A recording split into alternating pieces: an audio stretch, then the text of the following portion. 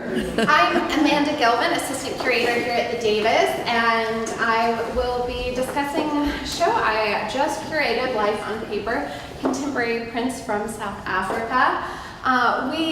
With this show, are really celebrating some recent gifts that we received from Professor Emerita of Brandeis University, Pamela Ilera, who we really owe all of these gifts to.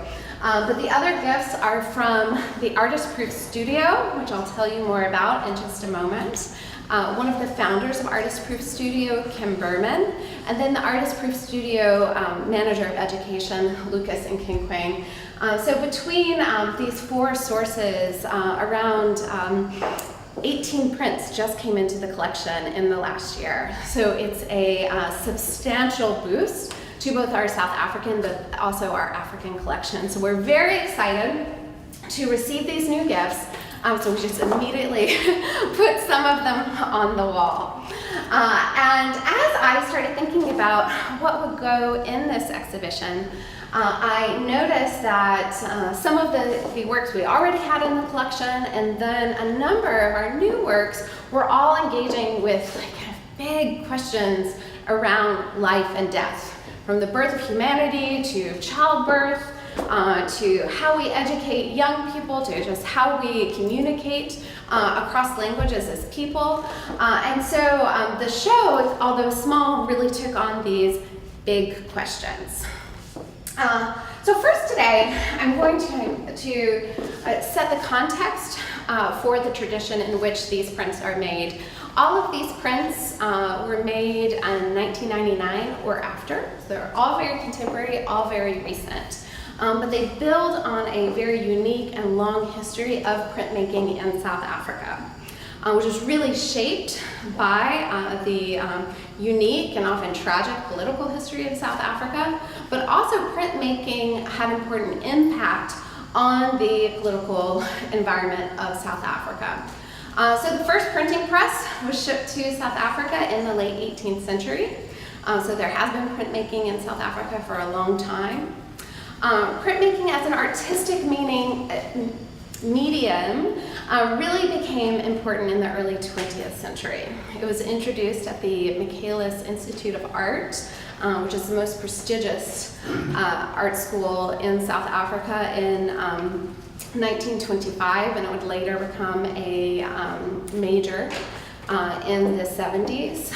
It was taught as early as the 19th century, but through the 19th century into the mid-20th century, at the more prestigious art schools, which were segregated by race and exclusive to white students, printmaking was really taught as a support for what were considered the finer arts of drawing and sculpture. So it was very important, but wasn't considered a kind of medium that you might focus on or major in. It was really considered a complement.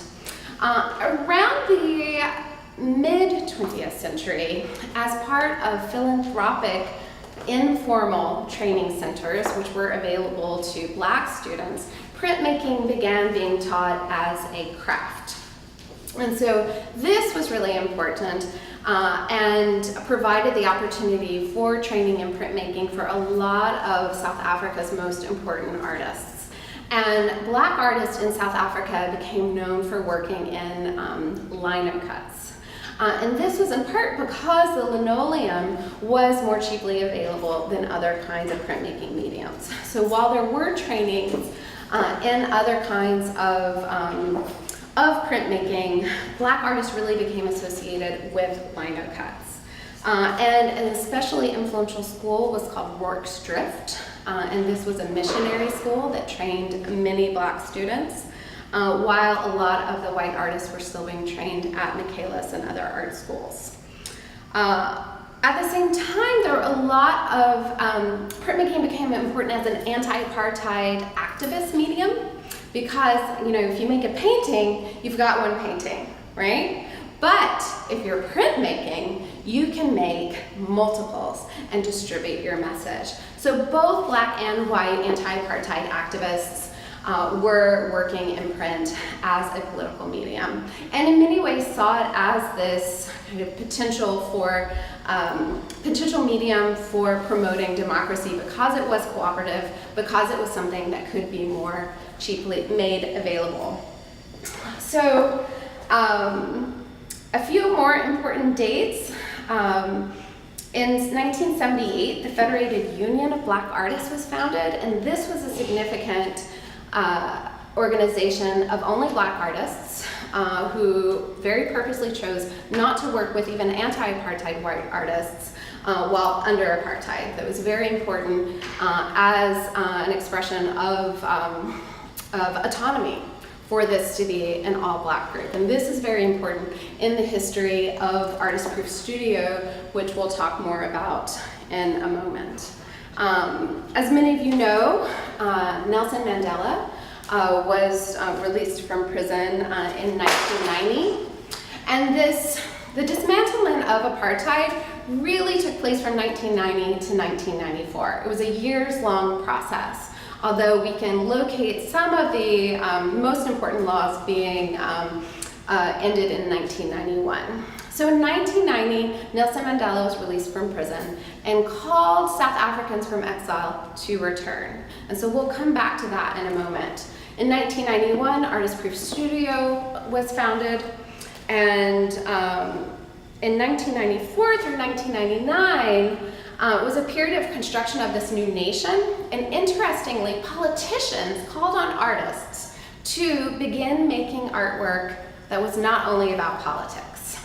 So after decades of artwork being anti-apartheid, politicians asked for artists to think more broadly. So what we're looking at from post-99 are artists that are building on this legacy of political art, but stretching it and asking these large questions that I mentioned earlier. So I started the show with a piece called All Things Began to Happen. So this is by a very young artist who's only 21 when he made this lino cut. And notice that it is a lino. So again, he's looking back to this long tradition of lino. He made it when he was still a student at Artist Proof Studio. And actually, I just met I had the unusual experience of curating this show and arranging it on the wall.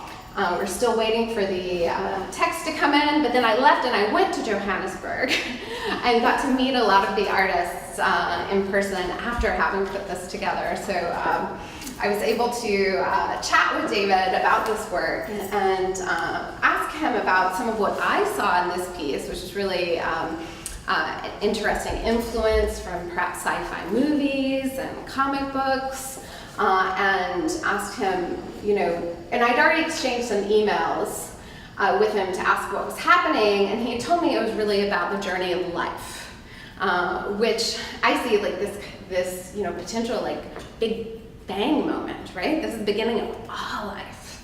And David explained to me, for him, he was thinking of that kind of beginning as a metaphor for the beginning of his life, actually, at Artist Proof, as an artist. This was the beginning of his journey as an artist. You'll notice there's a lot of mechanical imagery, and he uses that in a lot of his work, kind of these like abstracted gears, which also are a little like star-like as well. And he's really interested in portraying metal and thinking of metal as a metaphor for time's passage, because you can see like in metal rusting over time, its kind of progress through time. And as for his visual influences, I was asking for examples of the kinds of movies and like comic books or cartoons that might influence, and he mentioned the Transformers, which I thought was a really interesting pop cultural reference, especially with regard to the kinds of themes of interest of change. The next piece is dealing very explicitly with childbirth and has a very interesting Wellesley connection. So this is by the artist Christine Dixie, and in 2005 she was pregnant. And she was thinking through kind of the conventions of childbirth in South Africa. And she knew that she might need to have a C-section. And she was also grappling with ongoing stigma around having C-sections and thinking through expectations of women and how they give birth. She started doing historical research on the etymology of the cesarean section, as well as historic practices of childbirth. And she came upon a book, a 1999 volume by Wellesley's own Jacqueline Musacchio on the arts around childbirth in Renaissance Italy. And she became very interested in a couple of things that she read about in this book and some other scholarship that she read. One was the popularity of the Commentaires de César, which was the biography of Julius Caesar, which was available in Latin and French in the Renaissance and very popular across Europe. And there were also prints as part of this biography that were circulating at the time, including some that purported to show his birth. And then also in the birthing tray, or desco da parto, which were trays that were made in Renaissance Italy with beautiful images. And we have one over in the study gallery that you can check out later from the 15th century. So they were beautiful trays made with beautiful images on which food and drink would be served to a expectant mother, someone who was about to give birth or in labor. And these beautiful images were meant to inspire beautiful children with beautiful lives. And they would be kept as precious artworks in a family's collection and hung on the wall later. So she read this book and was so inspired by the idea of these trays. She actually made an entire series that's engaging with imagery around these birthing trays called Parturian Prospects. And we're fortunate to have this print, which is the birthing tray milk from that series. And it compresses Roman antiquity, the European Renaissance, and the South African contemporary moment in similar ways that it's compressing different media.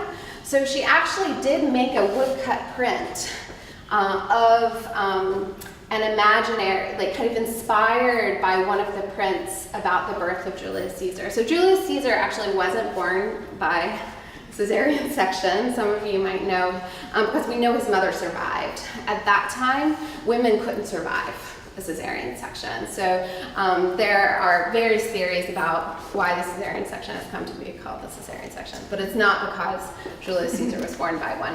But many of the prints, of the Renaissance did make this claim, and so she, has this imagined image of Julius Caesar's birth, and this kind of gory image of a male doctor, because the Renaissance was a moment in which men were medicalizing childbirth. So we see this kind of power struggle. And she's playing with anachronisms, because we see some 16th century forceps, like in this supposed print about Julius Caesar. And then we have digital imagery, so we see this milk on top of this tray, right? But these are all digitally collaged.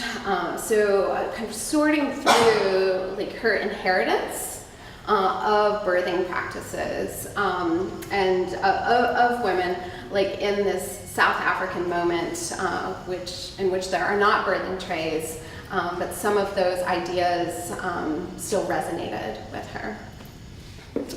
And we'll move on to a work with Boston connections. And this is by the artist Kim Berman, who was a young white artist in the 1980s, who finished up her undergrad at Wits University in Johannesburg and came here to Boston to do her master's at the museum school. And she finished there, and then she worked at a print studio in Cambridge called Artist Proof for a number of years. and continued in anti-apartheid activism from afar, as did many South Africans, but was really settled here in Boston for most of the 80s and might have been into the 90s as well. But in 1990, you'll remember I mentioned Nelson Mandela's release from prison. And as he was released and set about the project of nation building, he called for South Africans, all South Africans living in exile, to return to help in the project of nation building. So this young artist here in Boston sold everything she owned, used what money she got from them that she had to buy the finest printing press available. Phyllis could probably tell us exactly what it was called, and moved back to Johannesburg. Wow.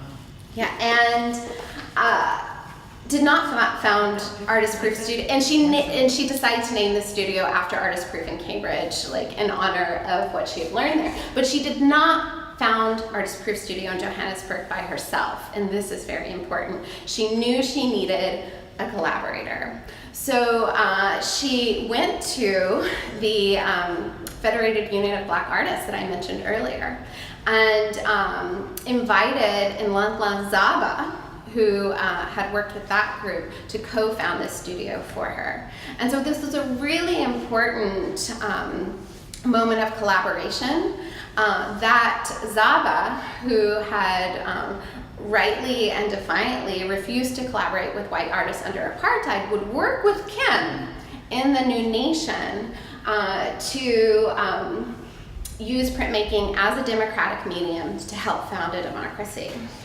So Artist Proof Studio has been enormously influential since its founding in 1991, so just a year later after she left Boston, and spent its first years really focusing on training young artists. And then in this moment of where the entire nation is focusing on figuring out what South Africa is from 94 to 99, Artist Proof Studio also worked through what their processes would be, because Kim and Zaba both did not want to rule over this studio. So how could it be democratically run? How could everyone have a voice? And it was inspired by the Truth and Reconciliation Committee of 96 to 98 to explicitly take on the philosophy of Ubuntu, which is an Nguni idea about humanism. So Ubuntu means that I am a person because I relate to other people. So we are only people through our relationships with other people.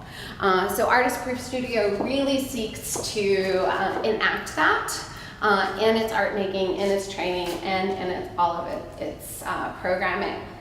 In 2003, Zaba was sleeping at the studio. He had a couch in his office and would often just stay there. And there was an electrical fire. The studio burned down, and Zaba died in the fire.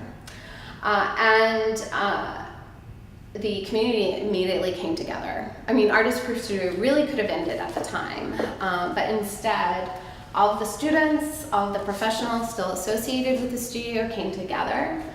They ended up making some prints out of some of the what they found in the destruction. They did a lot of fundraising, and the Boston connection has remained strong throughout. So Brandeis, BU, and the Museum School were all really key in raising the money. The Ford Foundation also donated money, and they were able to find a new space within the next year in which they're still working. And in 2013, Pamela Alera, a donor that I mentioned earlier, and Kim organized an exhibition celebrating 20 years of Artist Proof. And Kim made this monoprint in honor of that 20 years. So we actually, she donated 2 from this series. This is Telling the Story Students at Work 1. We also have Telling the Story Students at Work 2. So this is a history of Artist Proof Studio in this portrait of 6 students at work, because that is the most important part of what Artist Proof continues to offer. And Mario Suarez is one of the first 2 Mozambicans to enter the Davis collection, which is very exciting. He also trained at Artist Proof. I just saw him at Artist Proof, where he is now a professional and he works in the pro shop and makes his own work. He is really known for large scale prints in which he makes street scenes, mostly of Johannesburg. In Johannesburg, I went to the art fair and I was in a lot of galleries, and there's just even more urban scenes than you would expect. There's just, Johannesburg is a really interesting city, but it's not a conventionally photogenic city. And I was really interested in all the urban scenery I was seeing everywhere. And I spoke to a couple of people at Artist Proof about this. You know, why are we seeing so many landscapes of these urban scenes of Johannesburg? And it was actually not Mario, but a young student who pointed out to me that almost everyone in Johannesburg is not from Johannesburg. You know, they're from the country, to the north, from Mozambique, from Zimbabwe. It's just really interesting to live in this vibrant, diverse, always changing urban scene. And so that also helped me think through Mario's work and his large street scenes, which this is not one of. As you can see, this is a small image of these 2 really neatly dressed students in their big, heavy backpacks, right, on their way to school. And Mario told me that this is really a didactic piece meant to tell young people that education is the key of life. So Key of Life is the title. And it's really promoting the role of education, asking these young students to walk to school, but also really promising the rewards of these, smart student outfits as well. And here we come to Susan Wolf's taxi hand signs. So yeah, it's bright, colorful, eye-catching, lots of hands. So Susan Wolf is both an artist and an anthropologist. And this is part of a project that would have become her doctoral dissertation, actually. Susan Wolf was a driver, has a car, and would go around Johannesburg and notice that a lot of working class Black South Africans would hail minibus taxis. But instead of, if you hail a taxi, you just wave and you tell them where to go. But these are shared kind of buses, right? And so she noticed that to hail these minibuses, people had very specific hand gestures that she would make, that they would make. And she didn't know what any of them meant, right? Because she drove. So this was a language that was really opaque to her, that she was very curious about. And as an anthropologist, she decided to do some research, found no literature. So 11 million people rely on this form of public transportation, and she couldn't find anything written about it. So she decided that she would take this on from both an artistic and an anthropological lens. And she came to, so there are 11 official languages in South Africa, and she came to call the taxi hand signs the 12th language of South Africa because it's so important. And as she started doing the research, she was very intrigued to find that almost no one she spoke to knew that many of the signs. How many do you need to know, right? You need to know the ones that get you to where you get to go. But then what happens if you need to go somewhere else? There's no reference to find out, and you end up asking around. So part of her project was actually to codify and make available these different signs. So we actually have some of these booklets for sale in our shop where you can look up, to go to Johannesburg to Sandton, you need to go like this, right?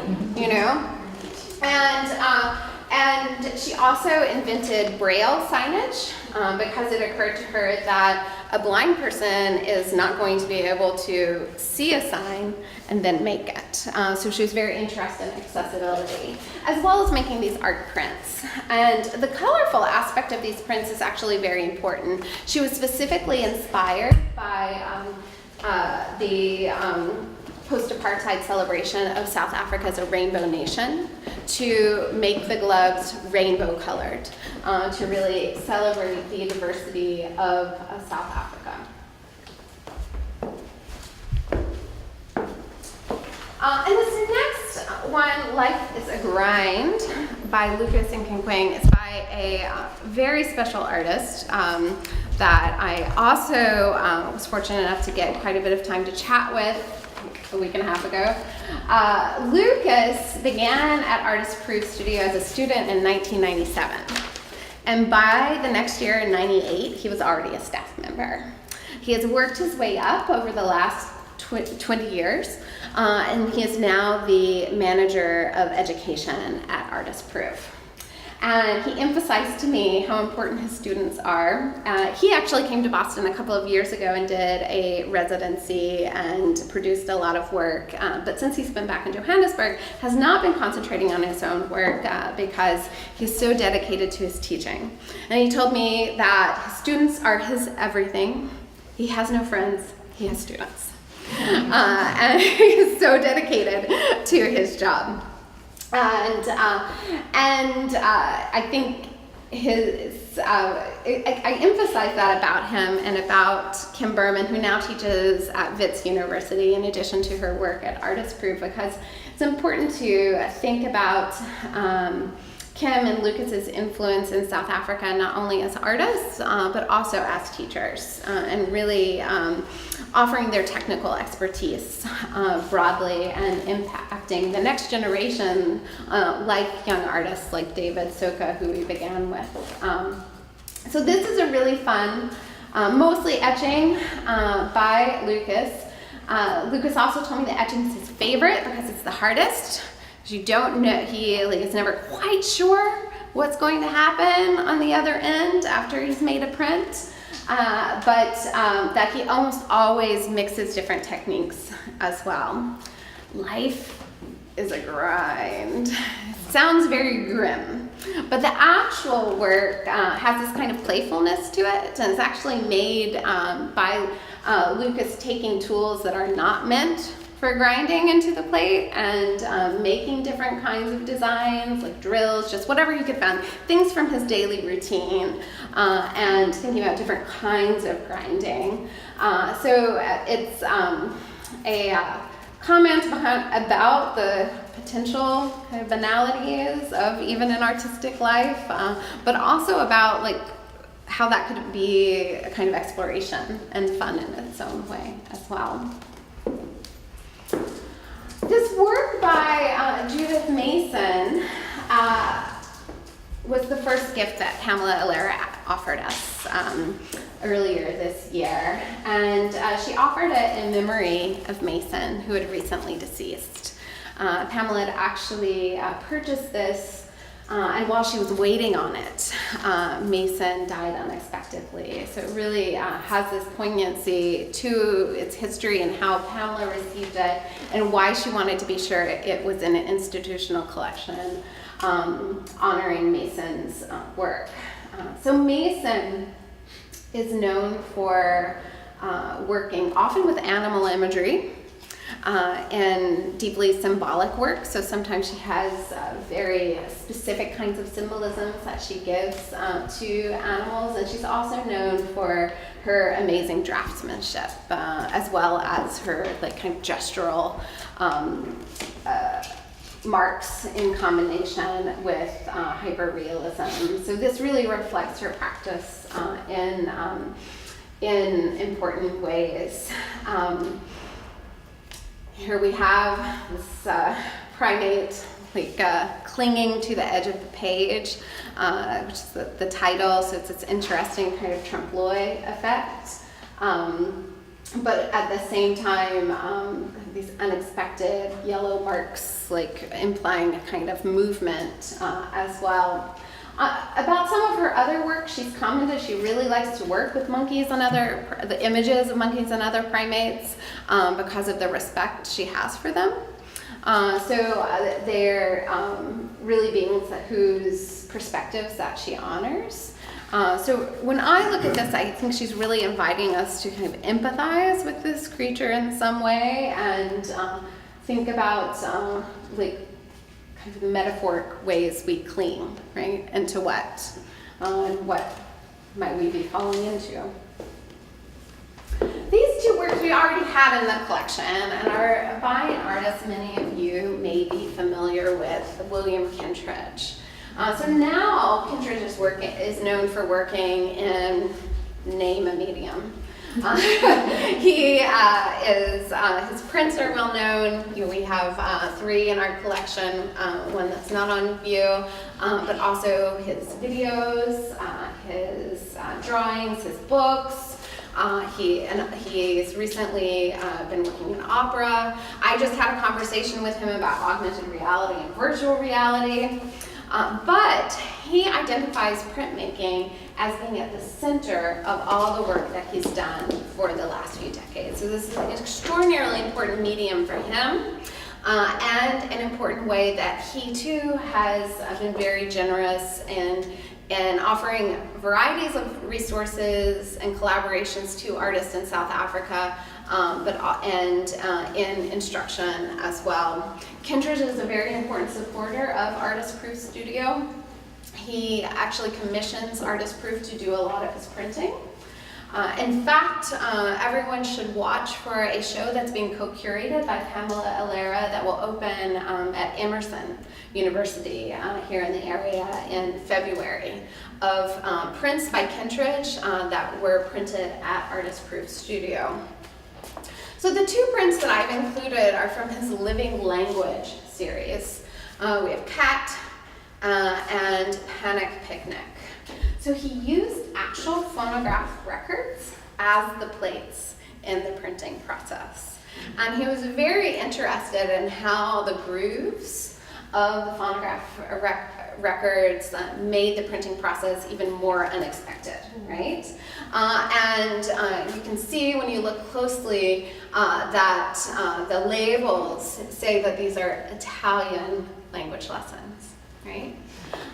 So Kentridge, the printmaking process, is a very apt metaphor for not just translation, but communication at all, right? So as Lucas was telling me what was so exciting about etching is true for all printmaking, right? So you've got your plate, you've got your paper, you're pretty sure, maybe, depending on if you're a student or if you're a professor, what might happen.